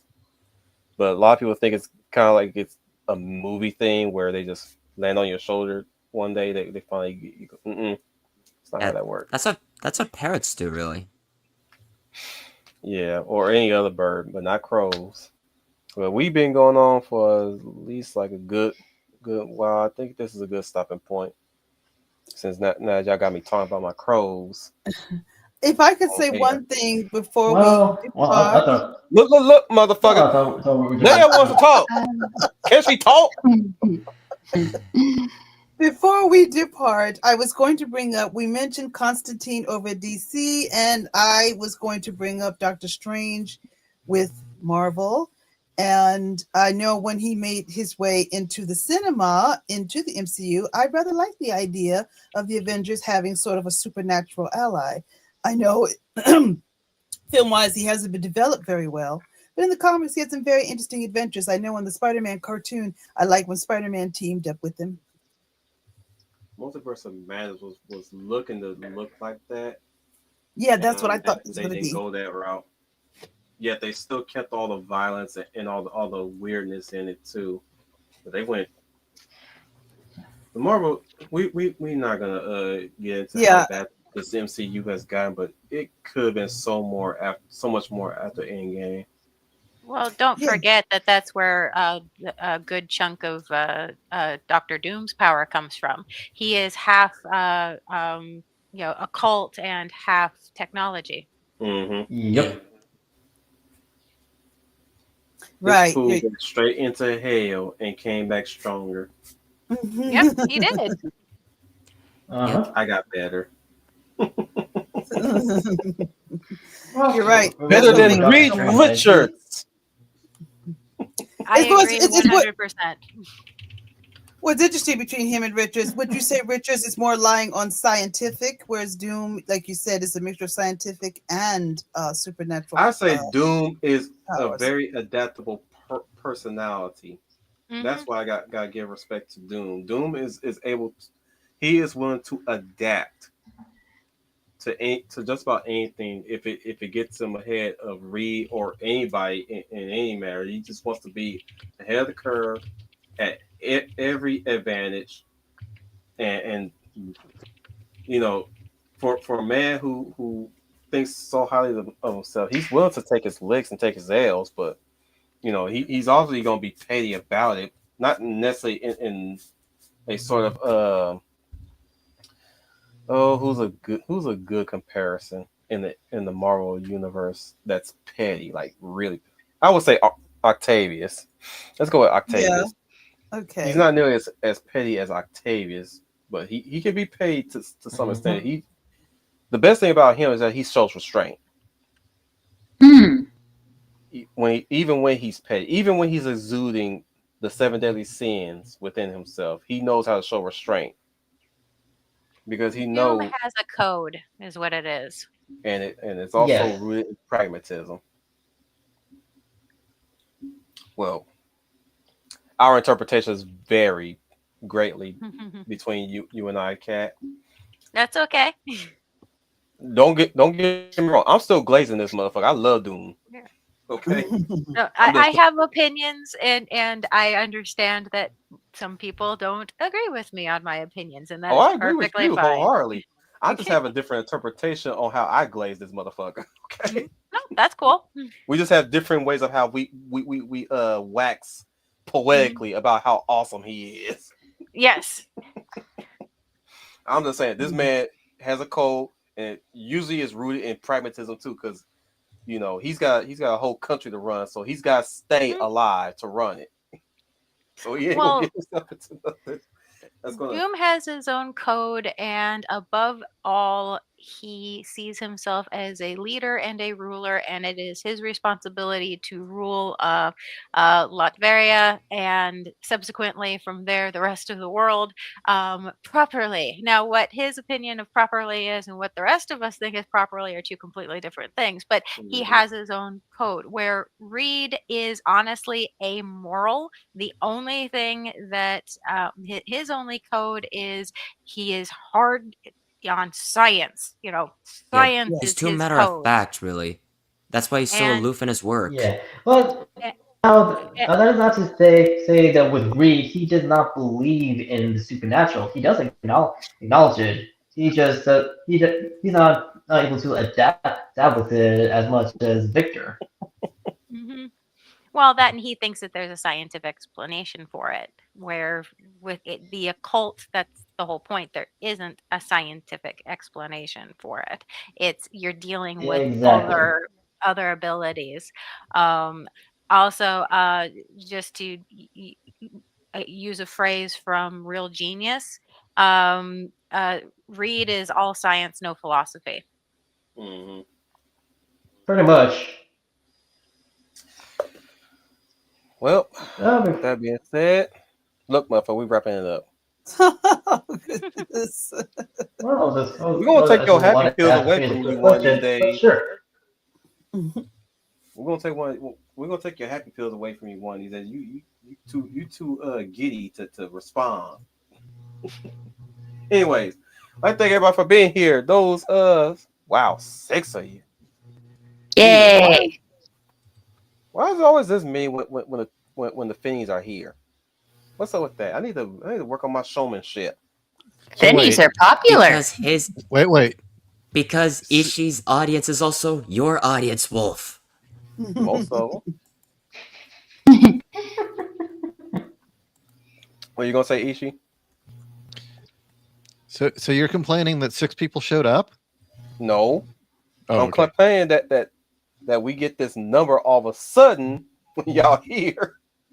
Because usually it's up to 3, maybe 4, maybe 1 or 2. I'm just saying, like maybe my showmanship is not as good. I need to work on it, like hard. In the meantime, but there are times we do get like a good sizable number of people, depending on what we talk about at night. And I've been working on what could bring people to the stream. Not saying I'm actually. Titties. The thing is, you put titties in the banner. Talk about, you make it very clear you're talking about titties. Anything about it's amazing. They'll show up. He You know what? usually That's does. actually happened a few times. That's happened to a few times. I'm gonna keep doing that practice too. Yes. Thanks for the advice, Ishi, by the way. But tune in next week where we are definitely going to be talking about the Tron franchise, a fledgling franchise that is, and the black sheep among Disney's criteria. We're going to focus mainly on the movies. The other stuff will probably have to branch off somewhere else next year, however. Next year. We're not trying to do everything all at once in 1 year. Unlike Dom here. Man, acting like he gonna die soon. Oh, I'm not I'm not beating up on Dom if that's what y'all thinking. No, it's just we have a sort of workman antagonism towards each other. Or at least mostly me. No, the thing is we're definitely talking about Tron. I'm gonna do my best to see Tron Ares. And we definitely gonna talk about Why? that movie. Do you really want that pain on you? I'm a Do you want masochist, man. suffering? You talking to the guy who saw the Superman movie and Jurassic World Rebirth. I like myself too much for that. I did out of curiosity.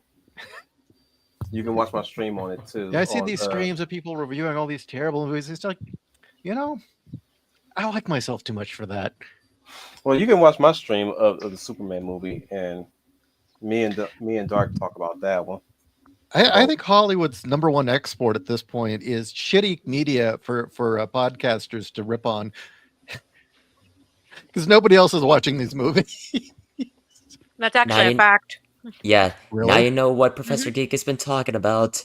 well, the thing is, I'm under the theory that it's not about making money. It's not about political messaging. I think they just want anarchy and just they want it through shutting down the entertainment industry. I'm of that theory now. That's my theory that I'm sticking to is with Tron Ares right now. That's my evidence right there is that they just don't want the message. They don't want the money. They want the companies to go down. I think they just can't admit they're wrong, and they're going to ride That that too. train straight to hell. That is also another case. Man, you're not wrong. I But think both of we you are do right. we do have some things in line for the real millennials, and Dom list them. Speaking of which next Thursday, we're just gonna have for the real millennials will be Say that again, Dom. You cut out. a Halloween. Next Thursday's episode of Real Millennials, we're just gonna have a discussion on Halloween. You know, like who we dressed up as in the past, who we're thinking about dressing up this year, decorations, pretty much like Yeah, reminiscing. what we each individually have done like during not just the actual day of Halloween, but the also what movies, TV shows, games, and otherwise do we watch, read, or play during this season. And this is going to be fun. Yeah, that sounds like I fun. don't understand how he cannot just sum that up in one sentence. That's a very good I question. did earlier. Yay. I But you just did turned it into earlier. a We're whole ass just paragraph, we're boy. having a Halloween talk. Look, man, like I said, like Saitama And said, 40 words or less. now for next week's topic. What was it that they did to Randy Quaid on Independence Day that made him so crazy and bitter? Brain things. Anyway, we're I definitely still gonna cannot be get over the fact that Humble sounds like the Pizza Planet aliens from Toy Story. wow. Not to throw shade at you, Humble. I just thought it's funny. Okay, Oh, it is. okay. Can I close it out, please? I Go know ahead, Okay. go ahead, go ahead. it's ironic that I'm stretching it, but Jesus Christ, can I get on with it?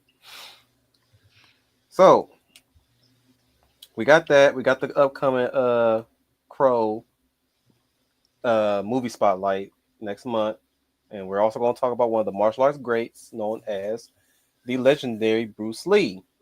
We're doing a remembrance stream like we've always done for those who recently we already did. Who was it that we did that recently passed years ago, mind you?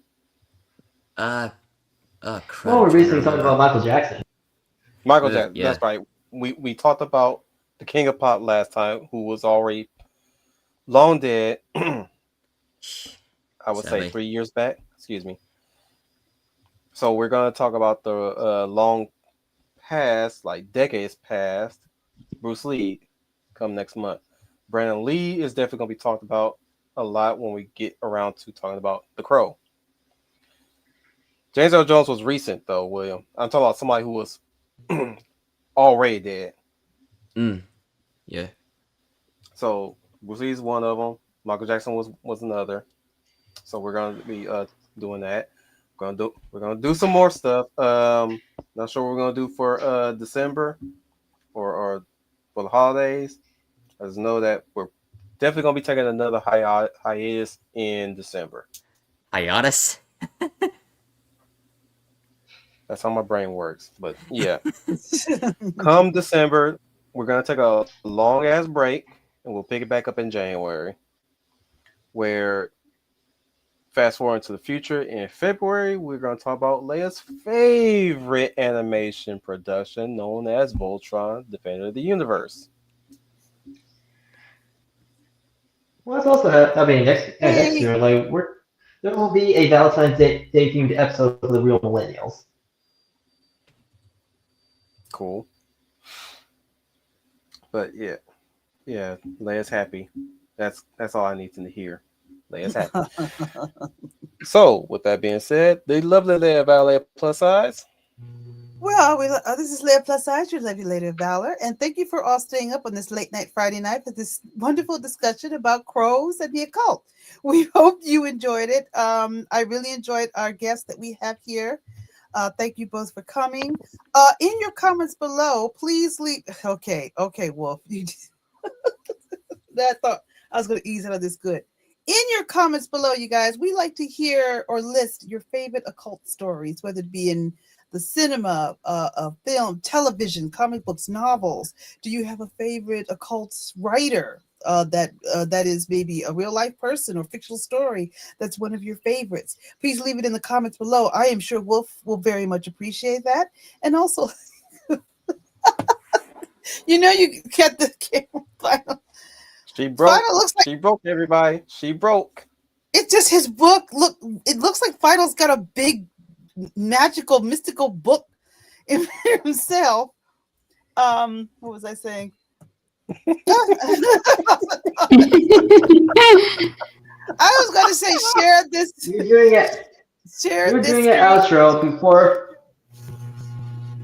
You're doing an outro before Fearless Leader decides to do his antics. Yes, if you have a favorite author, please let me get out That of is here. a joke I hadn't pulled in a long time, actually. Yes. It's just that this It's a whole time time-honored tradition. I've been speaking and making comments. Wolf's been all quiet and everything has been cool. Then all of a sudden I do an outro and he has to put that in there. Okay, well For anyway, context, Ishi and Kat, I always try to see if they can keep themselves cool under pressure. It's a commanding thing. In other words, keep a straight face. yes, I thought it was going to come during the stream, but now I realize that Wolf doesn't work that way. But anyway, I'd like to wish everybody a great weekend. Stay safe, and we hope to see you soon. We have the humble writers, Humble Marty.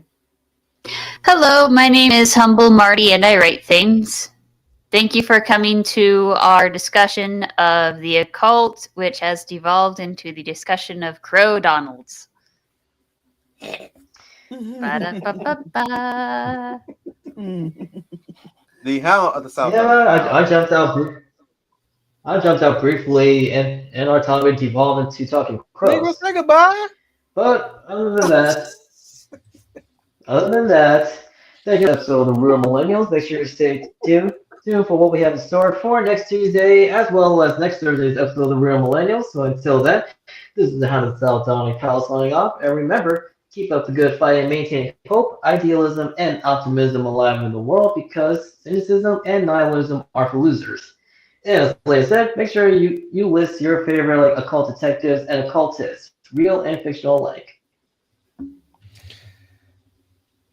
And this is Jay Sherafini, author, asshole, and alien in a human suit, urging all of you to buy Case File Arkham, the best graphic novel with an occult detective.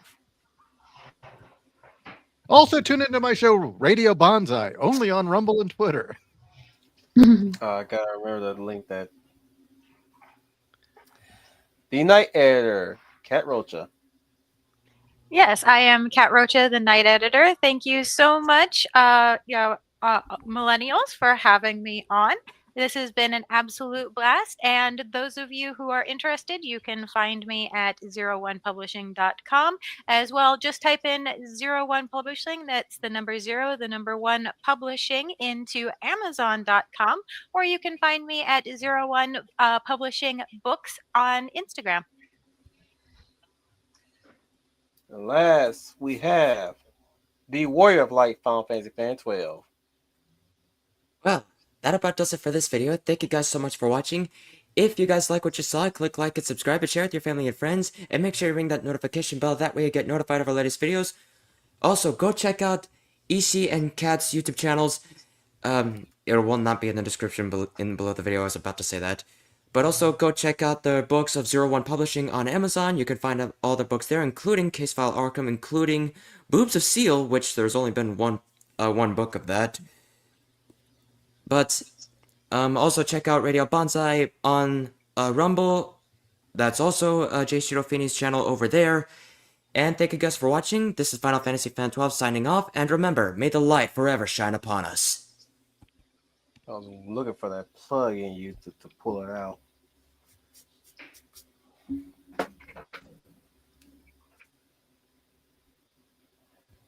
I'm speechless. I had something way to say, and I'm speechless. Anyways, this is your Wolf Commander Wolf 10. Remind you guys once again that you are the UN Spacey. Welcome to the Wolf Fleet.